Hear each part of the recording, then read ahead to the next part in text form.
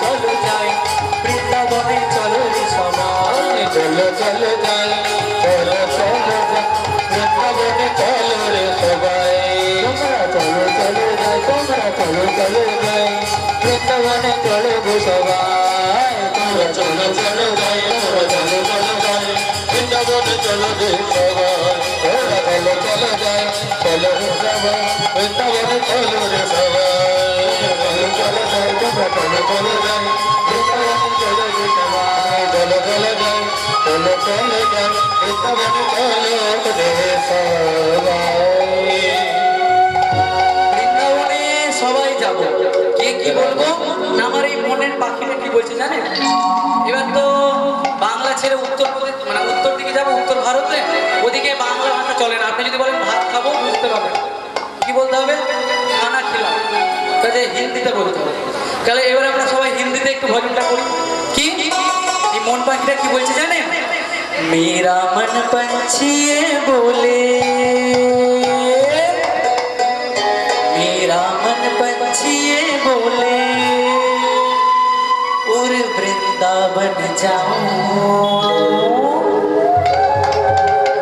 ब्रज की लता पता में राधे राधे गाऊं मैं राधे राधे गाऊं श्यामा श्यामा गाऊं। मेरा मन पंछी बोले मेरा मन पंछी बोले उड़ वृंदावन जाऊं ब्रज की लता बताओ राधे राधे गाऊं राधे राधे गाऊं श्याम श्याम गाऊं राधे राधे गाऊं श्याम श्याम गाऊं। वृंदावन की महिमा प्यारे कोई ना जाने प्रेम नगर की मनमोहनिया प्रेमी पहचाने। ओ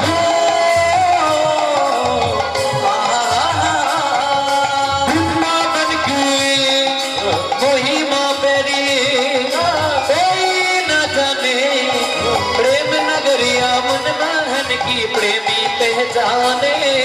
राधा संग नाचे सावरिया राधा संग नाचे सावरिया राधा संग नाचे सावरिया दर्शन करके आओ ब्रज की लता पता राधे राधे गाऊं राधे राधे गाऊं श्याम श्याम गाऊं राधे राधे गाऊं श्याम श्याम गाऊं राधे राधे गाऊं। তোমরা কোন একটা বাড়িতে ঝগড়া হয় না, ভাই ভাই খুব মিল, বৌমার সঙ্গে মিল, এবার সেই বাড়িতে এই মিল দেখে আপনি একটা কাগজে নারদ নারদ নারদ 3 বার লিখবে, লিখে ওর রান্না করে ফেলবে, দেখবেন ওই বাড়িতে তখনই ঝগড়া বেঁধে গেছে।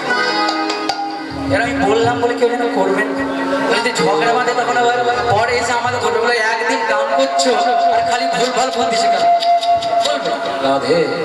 তাই নারদ মুনির প্রচুর ভুল। নারদ মুনি এসেছে বৃন্দাবনে, এসে দেখছে এখানেও আমার অঙ্কটা চলে যাচ্ছে, তাই বলছে যেখানে আমি একটু শান্তি পাবো বলে এলাম আর এখানেও আমার এই অবস্থা, তবে আমার নাম নারদ মুনি, আমি কিন্তু শেষ না দেখেছি পারি না। দেখি তো ওই তাপ কোথা থেকে আসছে। তাপের উৎস সন্ধান করতে করতে নারদ মুনি একেবারে রাধারানীর কুঞ্জদ্বার এসে দাঁড়ালেন। দেখে কি যে কুঞ্জের ভিতরে একবার করে রাধারানী কৃষ্ণ এভাবে বলছে না, যখন নিঃশ্বাস ছাড়ছেন সেই নিঃশ্বাসের সামনে আগুন চলে যাচ্ছে, এতখানি তার তীব্র বিরহ। নারদ মুনি মনে করলেন বিরহ আমি অনেক দেখেছি, কিন্তু এমন বিরহ দেখিনি যে নাকের সামনে আগুন চলে যাচ্ছে। শোনো রাধে, তুমি অমন করে কেঁদো না, আমি এক্ষুনি যাবো দ্বারকায় আর কৃষ্ণকে বুঝিয়ে সুঝিয়ে যে করে হোক একটা যজ্ঞ করাবো, আর সেই যজ্ঞে তোমাদের মিলন দর্শন করে তবেই আমি শান্তি পাবো। তাই নারদ মুনি কি করছে, নিজের বীণা যন্ত্রকে বলছে ওরে আমার বীণা, এতদিন তো কৃষ্ণ নাম নারায়ণ নাম কতই গাইলি, এবার একটু রাধে নাম কর দেখি। কি বলছে? বলো বলো যন্ত্র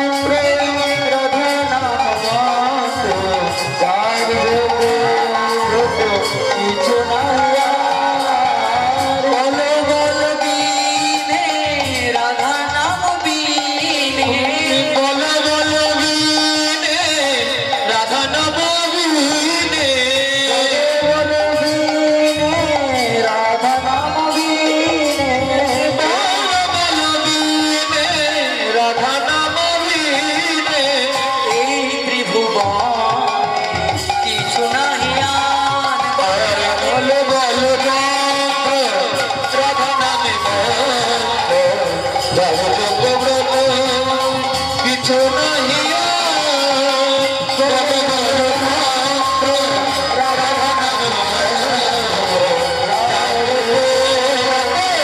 কিছু নাই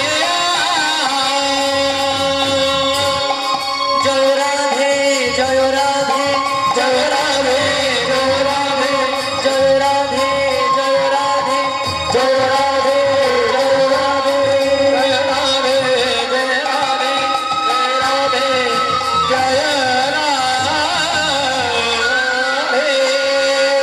রাধা রানী কি জয় রাধা রানী কি জয় রাধা রানী কি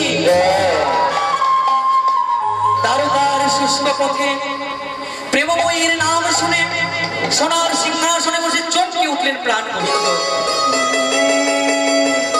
ঐশ্বর্য সাধনা মরে তারকা এটা কে এইভাবে রাধা নাম করতে করতে নারদমণি একদম রাজসভায় প্রবেশ করেছে কি বলে না দারোগা অধিপতি দুষ্টের দলন সৃষ্টির পালন শ্রীকৃষ্ণচন্দ্র মহারাজ কি শ্রীকৃষ্ণচন্দ্র মহারাজ কি শ্রীকৃষ্ণচন্দ্র মহারাজ কি আসুন আসুন দেবশ্রী তা আপনি তো সবসময় নারায়ণ নারায়ণ এইটাই বলেন তাহলে আজকে হঠাৎ রাধা নাম গাইতে গাইতে এমন বিরস বদনে আমার রাজসভায় এলেন কি ব্যাপার বলছে শোনো কৃষ্ণচন্দ্র আমি হলাম ভাবের ঘরের বাবাজি যখন যেমন ভাব তখন তেমন তাহলে আমি কখন রাধা নাম গাইবো কখন কৃষ্ণ নাম গাইবো তোমাকে জবাব দেবো নাকি না জবাব দেবেন না তা কেন এসেছেন বলুন হ্যাঁ তোমাকে ওটাই বলতে এসেছি কেন এসেছি শোনো তুমি তো বলেছো গীতার পাতায় যখন যখন ধর্মের গ্লানি হয় অধর্মের অভ্যুত্থান হয় তুমি নাকি থাকতে পারো না চলে আসো তা ভগবান বলেছেন না যে পরিত্রাণায় সাধনাম বিনাশায় চ দুষ্কৃতম ধর্ম সংস্থাপনার্থায় সম্ভবামি যুগে যুগে বলেছেন তাহলে শোনো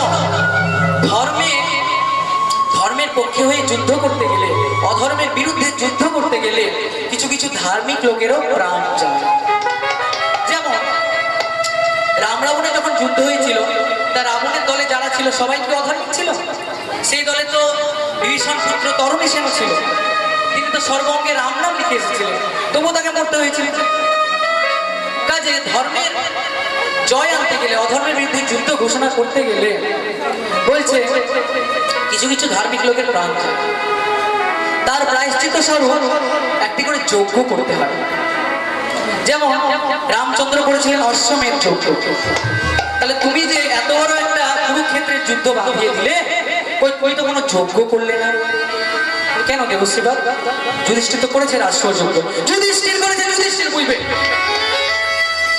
তুমি কি করেছো দেখুন বাবা আমাদের ভারতবর্ষের মুনি ঋষির কেমন দৃষ্টির বৈচিত্র্য দেখুন যিনি সর্বে সর্বা ভগবান ওনাকে ধমক দিচ্ছেন নারদ আর ভগবান শুনছেন তাই বলছে না না সে তো বলবে বলছে যুধিষ্ঠির করেছে যুধিষ্ঠির বুঝবে আমি যদি ভাত খাই তোমার পেট ভরবে না না তা ভরবে না কাজে তুমি পাপ করলে তুমি ফল পাবে আমি পাপ করলে আমি ফল পাবো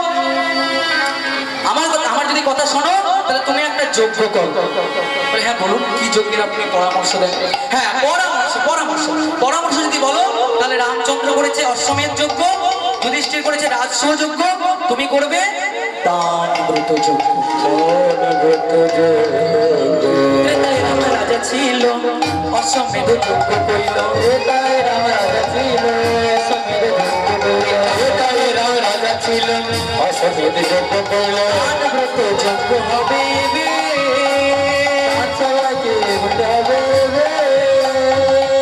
বলছে এবার দান ব্রত যজ্ঞ হবে এই যজ্ঞের বেশি নিয়ম নেই মাত্র 3টি নিয়ম আপনারা বাড়িতে চেষ্টা করতে পারেন বলে কি নিয়ম শুনি প্রথম নিয়ম শোনো বলি হে রাজন ত্রিভুবন নিমন্ত্রণ শোনো বলি হে রাজন ত্রিভুবন নিমন্ত্রণ শোনো বলি হে রাজন ত্রিভুবন নিমন্ত্রণ সবারে করিতে হইবে সবারে করিতে হইবে সবাই করিতে হইবে বলছে ত্রিভুবনকে নিমন্ত্রণ করতে হবে স্বর্গের দেবতা মর্তের মানুষ পাতালের দৈত্যকুল নাগকুল সবাইকে বলতে হবে আচ্ছা আচ্ছা এটা গেল প্রথম নিয়ম তাহলে দ্বিতীয় নিয়ম কি যে দ্বিতীয় নিয়ম নিমন্ত্রণ পেয়ে যারা আসবে তাদেরকে যে যা চাইবে তাই দিবে সবার আশা পুরাইবে যে যা চাইবে তাই দিবে সবার আশা পুরাইবে যে চাইবে তাই দিবে সবার আশা পুরাইবে দান সবাইকে করিবে হাসি মুখে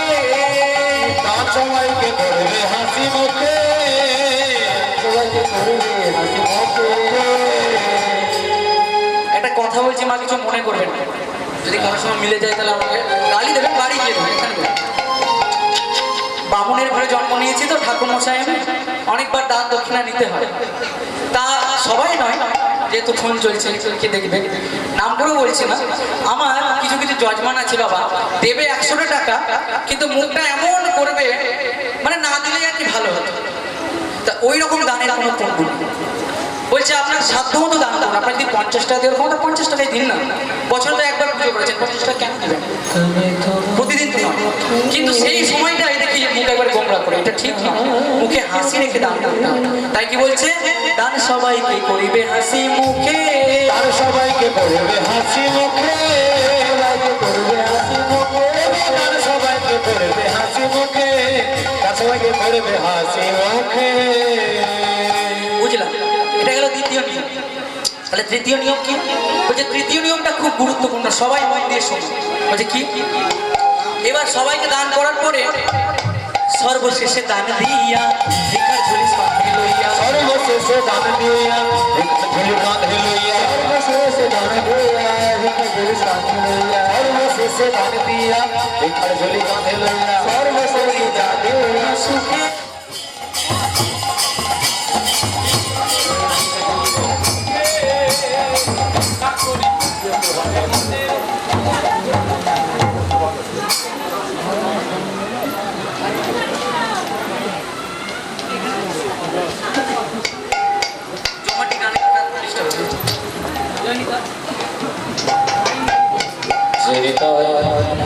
রাধে জয়নিতা, যারা শ্রীকৃষ্ণের উদ্দেশ্যে ভিক্ষা দিতে চান, ভগবান আপনাদেরকে অনেক কিছু দান করছে, ভিক্ষা চাইছে, দিতে পারে।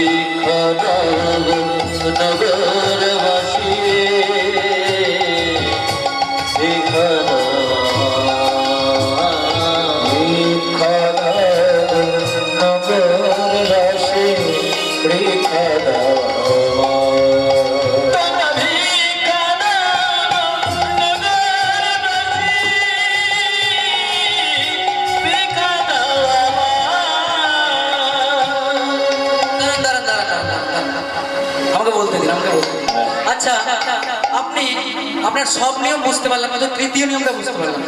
বলছেন আমি যে যা চাইবে তাই দেবো, দেওয়ার পরে ভিক্ষা চাইবো, তাহলে তো লোকে আমাকে নিয়ে হাসাহাসি করবে, করবে না? বাবা একটা কথা বলছি, হ্যাঁ, এক আসরে গান করতে গিয়েছে,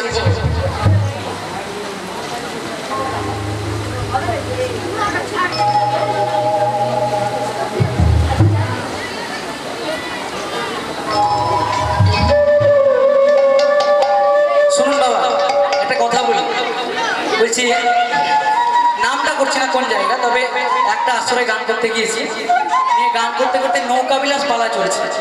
এবার নৌকা বিলাসের পালায় মাঝামাঝিতে, হ্যাঁ রাজেশদা ছিল, উপেন্দ্রা ছিল, তার মাঝামাঝিতে একটা লোক এলো, বুঝলেন? এই লোক এসে গান চলছে, শ্রীজিলা তরণ এখানে প্রবালন প্রতায়ন চলছে। এমন সময় একটা লোক এলো 200 টাকার একটা নোট নিয়ে এবার নিয়ে এসে আমার বুকে গেঁথে দিল, হ্যাঁ এই জামার সঙ্গে গেঁথে দিল, নিয়ে গেঁথে দিয়ে মাইকে বলল যে অরূপের কীর্তনে খুশি হইয়া আমি 200 টাকা পুরস্কৃত করলাম। সত্যি ঘটনা। নিয়ে আমার খুব আনন্দ, আরো ভালো করে গান করো, সবাই পয়সা দিয়েছে। নিয়ে বাবু বাড়ি গিয়ে যখন বাসায় ড্রেসটা ছাড়ছি তখন ওই লোকটা আবার এসেছে। এই লোকটা এসে বলছে অরূপ ওই যে 200 টাকাটা দিয়েছিলাম না ওটা ফেরত দাও। এসে বলছে ফেরত দাও। আমি বাবু চমকে গেলাম, বললাম কেন আপনি যে তখন কত কি বললেন যে মানে দান করে পুরস্কৃত করে ইত্যাদি ইত্যাদি, তা এখন ফেরত চাইছে। তো বলছে শোনো ওটা লোক দেখার জন্য বলেছে, এখন তো কেউ দেখছে না, ফেরত দাও তো আমাকে। আমার মনটা খারাপ হয়ে গেল, ঠিক আছে না আমার মনটা খারাপ হয়ে গেছে দেখে ও কি বললো জানেন, বলছে ঠিক আছে তাহলে 190 টাকা আমাকে দাও, 10 টাকা তুমি দাও। কত রকমের লোক হয়, কীর্তন করতে করতে কত রকমের অভিজ্ঞতা হয় জানেন, এরকমও লোক আছে। তাই বলছে আমি যদি দান করে যদি ভিক্ষা চাই লোকে আমাকে হাসাহাসি করবে। তখন বলছে যে হাসবে কেন, মনে করুন আপনি কোটি টাকা কাউকে দান করেছেন, আমার জেঠু আসছে,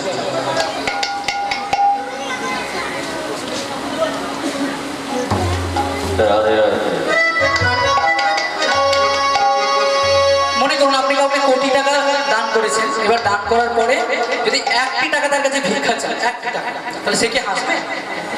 বলে না হাসবে না, আমি চাইবো, চাইলে আপনারই লাভ। কেন জানেন?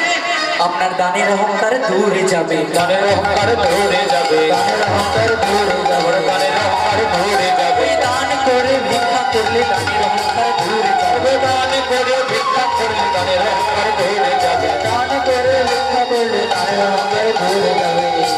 আচ্ছা বুঝলাম, খুব সুন্দর নিয়ম। এবার কথা হচ্ছে যে এই স্বর্গেই বা চিঠির ঝাঁপি কে নিয়ে যাবে, মর্তেই বা চিঠি কে নিয়ে যাবে, আর পাতালে বা কে নিয়ে যাবে। তখন নারদ মুনি বলছে কেন আমি থাকতে তোমাদের আবার চিন্তা।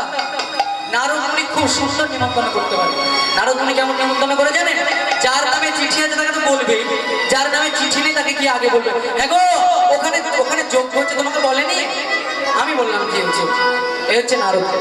ওই যে দক্ষ যজ্ঞ যখন হলো তখন তো শিবকে নিমন্ত্রণ করেনি, তখন এসে কি বললো যে দক্ষ রাজা করছেন যজ্ঞ, শান্তি পাওয়ার আসে ত্রিভুবনকে করেছে নিমন্ত্রণ, রাজা তোমায় শুধু বাকি। শিবকে এসে বলবে।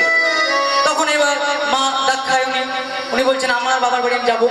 বলছে শোনো বিনা নিমন্ত্রণে বাবার বাড়িও যেতে, তুমি বলবো না তো আমি যাবো। আর নিয়ম হচ্ছে কি জানেন, স্বামীদের কথা কিন্তু সংসারে চলে, স্পষ্ট কথা বলাই ভালো। মেয়েরা যেটা মনে করে মারা সেটাই করে, আমার মারা তাই বলছে যে এবার গেল, যখন গেল তখন গিয়ে দেখে কি যে একদম দক্ষ যজ্ঞ বেঁধে গেল। তাই বলছে যে নারদ মুনিকে নিমন্ত্রণ করতে দেওয়া, ভার দিয়েছে, এবার নিমন্ত্রণ করছে, চিঠি লিখছে। চিঠি কেমন ভাবে লিখছে বলছে প্রথম চিঠি, যে কোনো যজ্ঞ করতে গেলে প্রথম চিঠি লিখতে হয়, যে কোনো যজ্ঞ করতে গেলে প্রথম চিঠি লিখতে হয় মহাদেবের নামে, দেবাদিদেব মহাদেবের নামে। একটা বেলপাতা নিয়ে সেই দেবাদিদেব মহাদেবের উদ্দেশ্যে লিখতে হয় ওম নমঃ শিবায়, ওম নমঃ শিবায়। তাই প্রথমে নিমন্ত্রণ করতে হয় শঙ্করকে, তাই প্রথমে শঙ্করে পরে শঙ্করী রে, প্রথমে শঙ্করে পরে শঙ্করী রে, প্রথমে শঙ্করে পরে শঙ্করী, গণপতি কার্তিকে রে, গণপতি কার্তিকে রে, সে যে কত জনি লক্ষ্মী বিনা পানি, সে যে কত জনি লক্ষ্মী বিনা পানি, পত্র লিখে নিজ পারে, আজ পত্র লিখে নিজ পারে। এবার পত্র লিখছে কেমন ভাবে, ওই একে একে পত্র লিখে যে দিল, একে একে পত্র লিখে যে দিল, একে একে পত্র লিখে যে দিল, একে একে পত্র লিখে যে দিল। ওই যথাযোগ্য সম্বোধনে একে একে পত্র লিখে যে দিল, যথাযোগ্য সম্বোধনে একে একে পত্র লিখে যে দিল, যথাযোগ্য সম্বোধনে। বলছে সব দেবতাকে এক ভাষায় দিতে নেই, শিবায়। আবার দুর্গার বেলায় দুর্গা মাতা সহায়, শ্রীকৃষ্ণের বেলায় উপরে লেখে জয় নিতাই বা জয় রাধে গোবিন্দ, এইভাবে লিখতে হয়। তাই বলছে যথাযোগ্য সম্বোধনে যে কথা যার ভালো লাগে,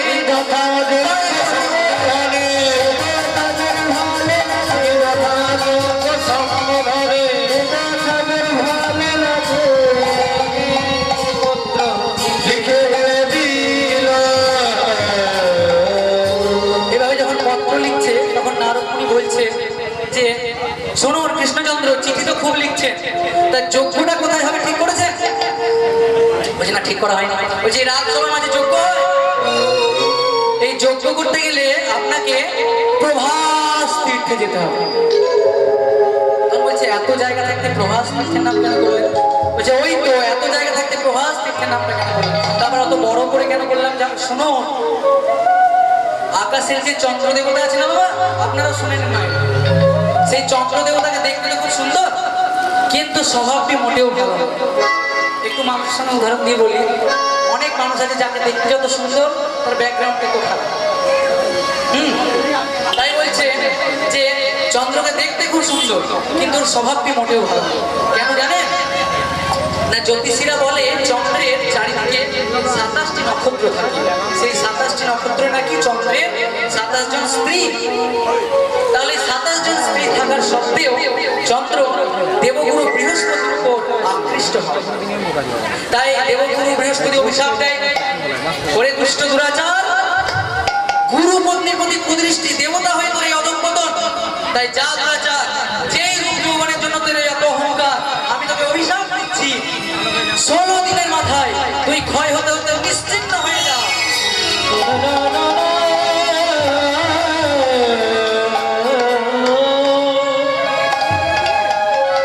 শুনুন বাবা, কারো অভিশাপ লাগুক না লাগুক, গুরুর অভিশাপ কিন্তু সঙ্গে সঙ্গে। কৃষ্ণ রুষ্ট হলে গুরু রক্ষিবার পারে, কিন্তু গুরু রুষ্ট হলে কৃষ্ণ রক্ষিবার।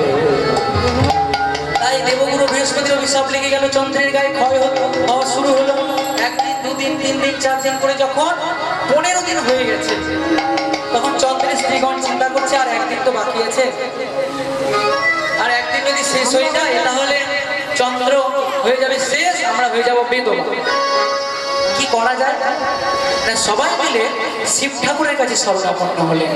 শিব ঠাকুরের কাছে গিয়ে শিব ঠাকুরকে করজোড়ে বলছে, জয় শিব শঙ্কর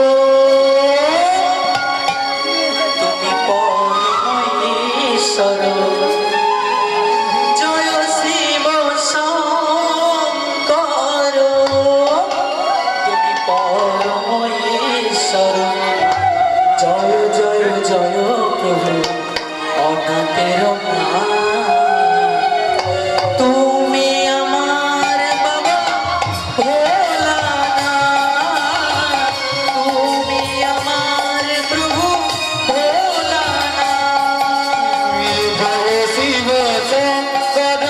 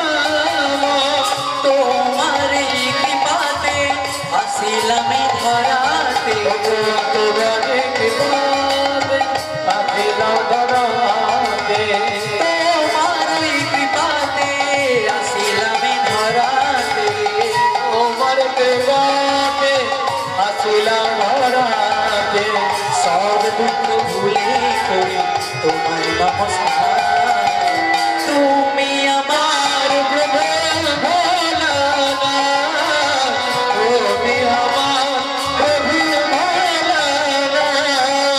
জয় শিব শঙ্কর পরমঈশ্বর, জয় শিব শঙ্কর পরমঈশ্বর। জয় জয় জয় তুমি আমার বাবা ভোলানাথ, তুমি আমার প্রভু ভোলানাথ, তুমি আমার প্রভু ভোলানাথ, তুমি আমার প্রভু ভোলানাথ, তুমি আমার প্রভু ভোলানাথ, তুমি আমার প্রভু ভোলানাথ, তুমি আমার প্রভু ভোলানাথ।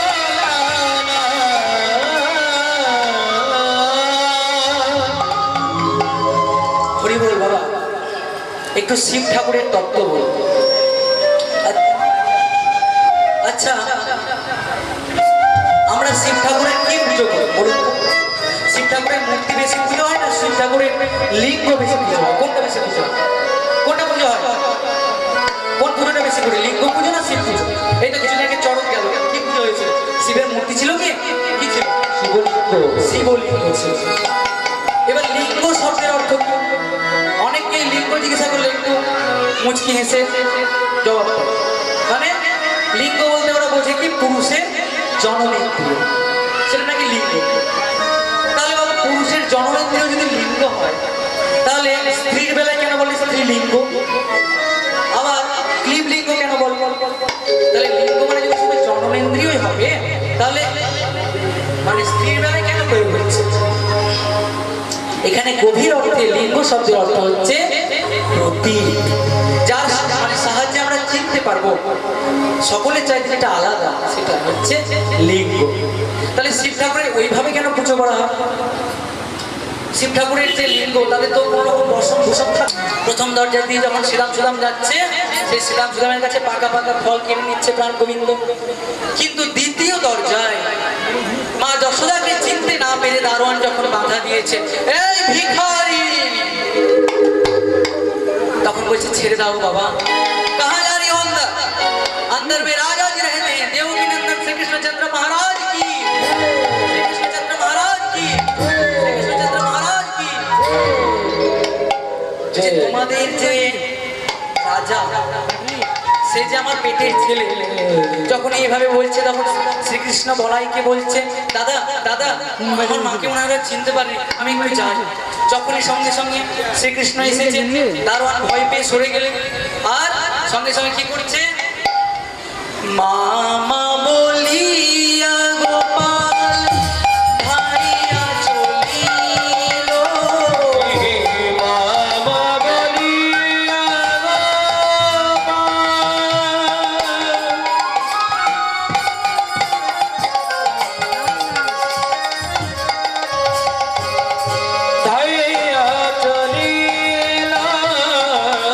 যশোমতির কোলে আসি উপনীত হলো। বলছে পুত্রের কাছে পিতা যেমন সুলভ, তেমনি তুমি আমার কাছে সুলভ। মানে আপনি যদি রাষ্ট্রপতির সঙ্গে দেখা করতে যান, তাহলে আপনাকে 1 মাস আগে থেকে অ্যাপ্লিকেশন করতে হবে। কিন্তু রাষ্ট্রপতির ছেলে যদি দেখা করতে যায়, তাকে তো দিনে দিনে দেখা করিয়ে দেয়। তাই ভগবানকে যদি আমি ভগবান ভেবে তার সেবা করতে চাই, হবে। তাই কি ভাবতে হবে না, ভাবতে হবে যে ভগবান আমার বাবা, আমি তার ছেলে। তাই এইভাবে ডাকতে হবে। ডাকছে, এবার ডাকার পরে রাধারানী এসেছেন। এই খবর যখন দিয়েছে, রাধারানীকে যখন শ্রীকৃষ্ণ দেখতে যাচ্ছেন, দেখতে গিয়ে দেখে কি রাধারানী শ্রীকৃষ্ণ রাজ বেশে দাঁড়িয়ে আছে। যখন রাজ বেশে দাঁড়িয়ে আছে, তখন সঙ্গে সঙ্গে মুখ ঘুরিয়ে নিলেন। বললে আমি রাজবেশে কৃষ্ণ দর্শন করবো। আমি বৃন্দাবনের রাখালকে ভালোবেসেছিলাম, রাজবেশে কৃষ্ণকে তো ভালোবাসে। যখনই মুখ ঘুরিয়ে নিয়েছে, তখন আর একবার যোগমায়া কাত্যায়নীকে স্মরণ করছে। স্মরণ করে বলছে কি, মা গো, প্রভাস যজ্ঞে, দান ব্রত যজ্ঞে সবাইকে সবকিছু দান করা হয়ে গেছে। এবার রাধারানী শুধু দর্শন করতে চান। সেই দর্শন যদি আমি দিতে না পারি, আমার অসম্পূর্ণ থেকে যাবে।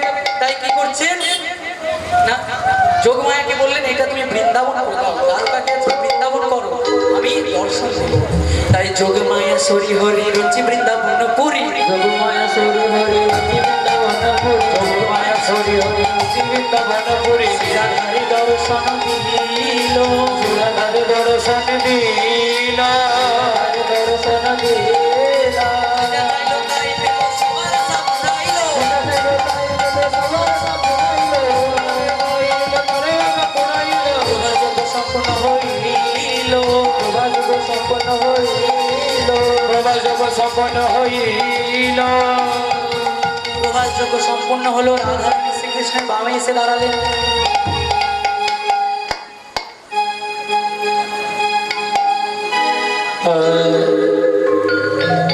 তখন এবার যখন বামে এসে দাঁড়িয়েছে, তখন নারদ মুনি কি বলছে যে আমি চেয়েছিলাম যুগল রূপ দেখবো, আর যুগল রূপ দেখছি। কি বলছে, নটবর হেরি তাহা মনেতে আছিল যাহা, নটবরে যাহা মনেতে আছিল তাহা, ছিল যাহা, নটবর হেরি তাহা মনেতে আইল যাহা, কৃষ্ণপদে করে নিবেদন, কৃষ্ণপদে করে নিবেদন, আর বলিব আমি দেহপদ ছায়া তুমি, আর বলিব আমি দেহপদ ছায়া বলি, আর বলিব আমি দেহপদ ছায়া তুমি, আর বলিব আমি দেহপদ ছায়া তুমি, হে নন্দের নন্দন, শুনো হে নন্দের নন্দন, শুনো হে নন্দের নন্দন। এবার এইভাবে যখনই যুগল রূপ দেখে নারদ মুনি আরতি করছে, কেমন ভাবে নারদ মুনি আরতির গান করছে, আরতি করে নারদ মুনি, আরতি করে নারদ মুনি, আরতি করে নারদ মুনি, আরতি করে নারদ মুনি, গোবিন্দ বদন গিরি, আরতি করে নারদ মুনি, আরতি করে নারদ মুনি, গোবিন্দ বদন হেরি রে,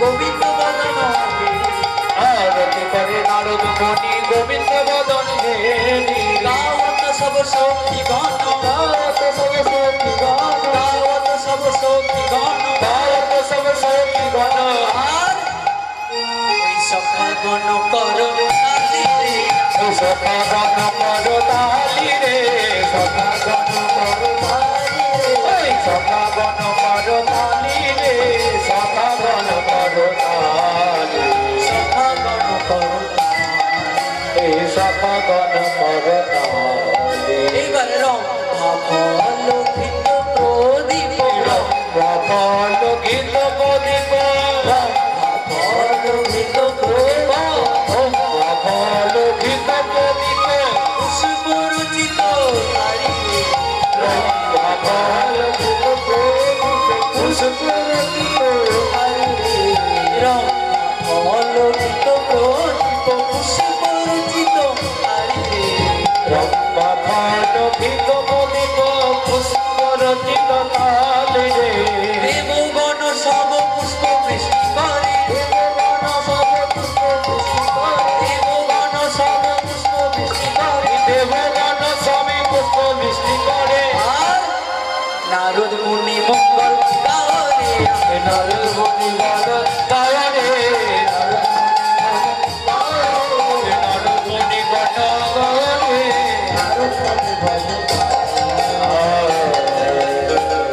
মায়েরা রাধা গোবিন্দের মিলন হয়ে গেল। আপনারা একটু দুটো গান করবো, দুটো শুধু